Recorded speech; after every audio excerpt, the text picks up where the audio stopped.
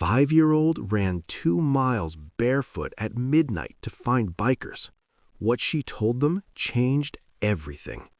The midnight air bit into Lily's bare feet like shards of glass. 5 years old, 2 miles to go. Every step on the cold asphalt sent jolts up her tiny legs, but she didn't stop, couldn't stop. Behind her, the house on Elm Street held a silence more terrifying than any noise. The silence of her mother's muffled sobs from the basement. The silence of baby Michael's cries being swallowed by concrete walls. And the heavy footsteps of Officer Ryan Daniels pacing upstairs, his police badge gleaming on the counter like a lie. "If you can't call 911, baby," her mama had whispered just last week, brushing Lily's hair as tears traced paths down her own bruised cheeks. "You run to the bikers, the Iron Wolves. They'll protect you. Real men don't hurt women and children." So Lily ran. Her pink pajamas flapped against her skin. Her chest burned, but she remembered the clubhouse address scribbled on a napkin her mama kept hidden in a cookie tin, just in case. Midnight shadows stretched like monsters, but Lily focused on the rhythm of her heartbeat. Mama, Michael, Mama, Michael. When she finally stumbled into the gravel parking lot of the Iron Wolves MC Clubhouse, her feet were raw, bleeding. The door swung open before she could knock. Bear, Marcus Sullivan, 6'5" with a beard like storm clouds and eyes that had seen too much, froze. He dropped to one knee, his leather vest creaking. "Little one, what in God's name?" Lily collapsed against his chest, her small body trembling. "My mama and Michael, he locked them in the dark.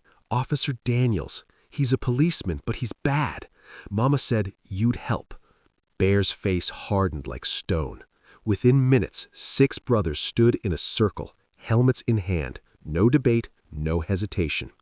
Diego, the club's tech whiz, activated body cams. "I'm calling Detective Morrison on the way," he said quietly. "She's been waiting for this." They arrived at the house as Daniel stepped onto the porch, smug in his uniform. "You boys lost? This is private property." Bear didn't speak. He simply walked forward, a force of nature. Daniels tried to block him. "I'll arrest you." But Bear's voice cut through the night like thunder. "You laid hands on a woman and locked a baby in a basement. That ends now." He shouldered past, kicked open the basement door, and there they were. Sarah curled around infant Michael, both shivering in the damp cold. Sarah's face was a map of violence, swollen eye, split lip, but her arms remained a fortress around her son. When she saw Bear silhouetted in the doorway, she didn't cry. She whispered, "Lily?" Bear said softly, "She's safe. She ran 2 miles barefoot to save you." Upstairs, Detective Lisa Morrison arrived just as Daniel shouted about vigilante justice. She cuffed him calmly. "Ryan, I've had your file open for 3 years, 6 complaints, all dismissed because you wore a badge." She held up her phone. Diego's call had triggered her own recording. Daniel's confession about teaching Sarah a lesson played back under the porch light. His face crumpled. The badge meant nothing now. 3 months later, sunlight streamed through the clubhouse windows. Streamers hung from rafters. A cake read, "Welcome home, Lily."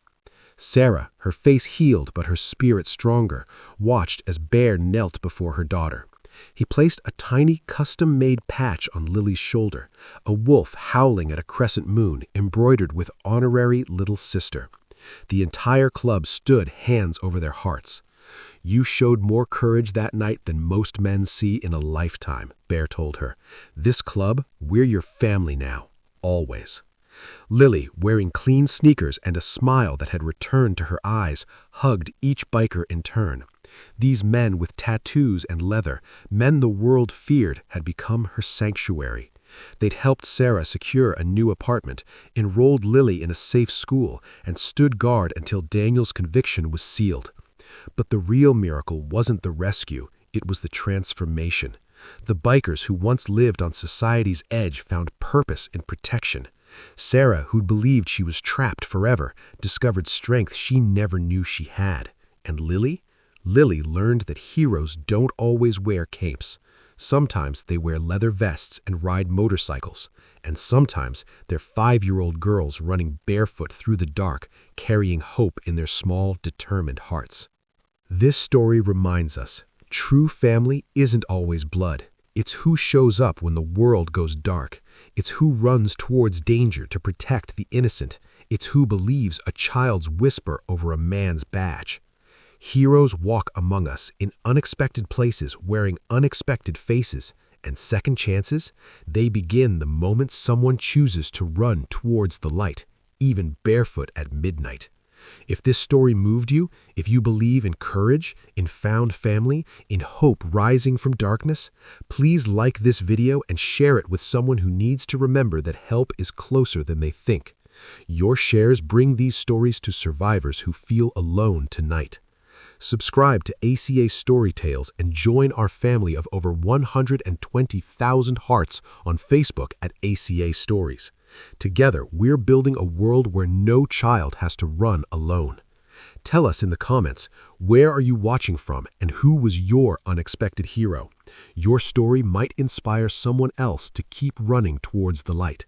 Because every child deserves safety, every survivor deserves justice, and every heart deserves to know you are not alone.